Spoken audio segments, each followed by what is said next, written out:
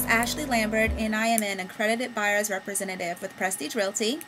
And as a first-time homebuyer specialist, I often speak with first-time homebuyers, and they always usually run into the same mistake. And so today I want to go over with you the top 5 mistakes that first-time homebuyers make. And I'm going to hopefully prevent you from making these mistakes in the future whenever you decide to buy a home.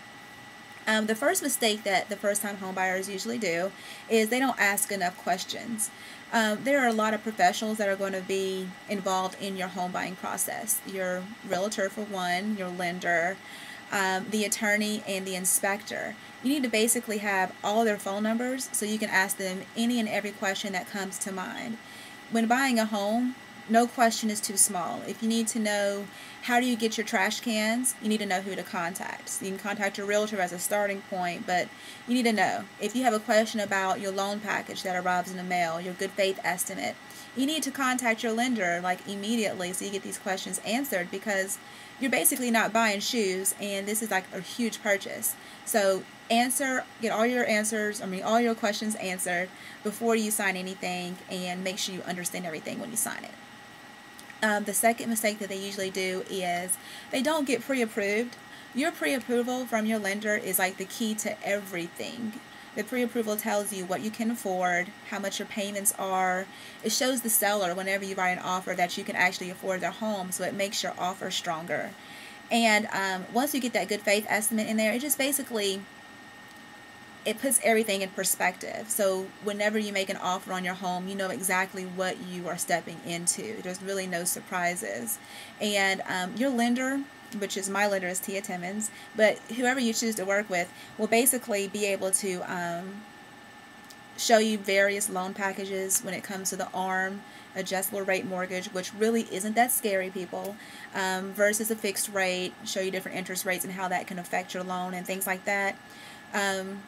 That pre-approval is super important. Not pre-qualification too much, because pre-qualification is just saying this is what I make, but a pre-approval is saying here is what I make and giving proof and backing it up with W-2s and bank statements and so on and so forth. The third mistake is unappealing offers. I know that everybody watching is basically, they know what a lowball offer is. Lowball offers are sometimes good, but they're sometimes bad, and there's always a situation where they're good and bad. There's pros and cons. But basically, an offer is not just based off of your purchasing price, which is like what they're asking for or what you're willing to pay for it.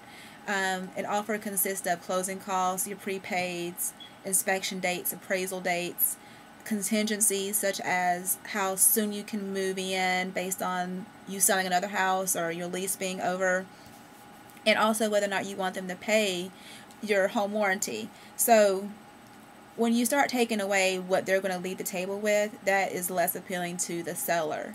And if you want to push out the closing date when they want to move quickly, that also is unappealing to the seller. So those are things you need to look at.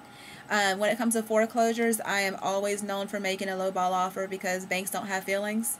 But when you have a seller and you lowball it, it's sort of offensive. If you paid $150 for your home and somebody comes in and is like, I'll give you $130, I mean, what are you thinking? You know what I'm saying? So it's just weird. But anyway, you always have those people that want to do it. So it's all about education and seeing what they paid for it, what's their situation, and so on and so forth, and what you actually want. The fourth mistake is they don't think about the resale. If it's a contemporary house in a traditional neighborhood, it may not sell as quickly as those traditional houses. If it's a house with a 1-car garage and most other houses in that neighborhood have 2-car, it might take a little bit longer to sell the house. So you have to think about that. The average first-time home buyer stays in their house for about 4 years, and that's because they're first-time home buyers. They want to start a family, get married, they relocate because of a job, different factors. So first-time home buyers really need to think about the reselling of their home.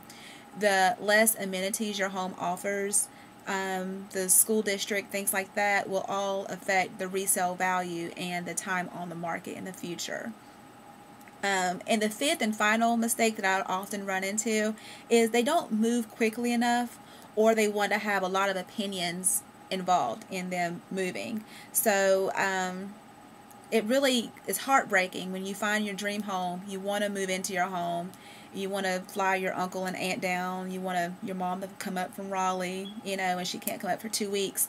And as you're waiting, that house is being shown to other prospective buyers who are ready, willing, and able, and an offer gets written and accepted, and it's under contract, and it's too late. So it's always important to always have the people that are involved in the decision-making process there when you're looking. So, for instance, if your mom or dad is really, really important to you, that they, give your stamp of approval on the house, then have them there when you start looking. So when you have your pre-approval in hand and all that stuff, you can look to them and say, Mom, what do you think about this house? And they're there, they can give you an answer, and you can make a pretty quick decision. Because, it sucks. Like, I've seen it before where people will find the perfect house, and they wait, and then that house goes under contract and it's sold, and then every house they see after that is compared to their new home. And it's just a tough pill to swallow. So today, the 5 mistakes we went over were: you don't ask enough questions, which you're not going to do. You're going to ask plenty of questions. You're going to get pre-approved. You're going to call me. I'm going to introduce you to my lending partner, Tia, so you're not going to make that mistake. You're going to know about all the factors in an offer, and you're going to make a strong offer that you are proud to present to the seller. And you're going to think about the resale value. And you will move quickly if you find a home that you like. You'll be ready, willing, and able. So that's my 7 minutes of real estate. If you have a question, give me a call at 336-772-2183. That's my cell phone. And if you want to tweet me a real estate question, which I absolutely love, you can tweet me at Ash the Realtor. That's ASHE the Realtor. Hope to hear from you soon, and have a blessed day. Bye.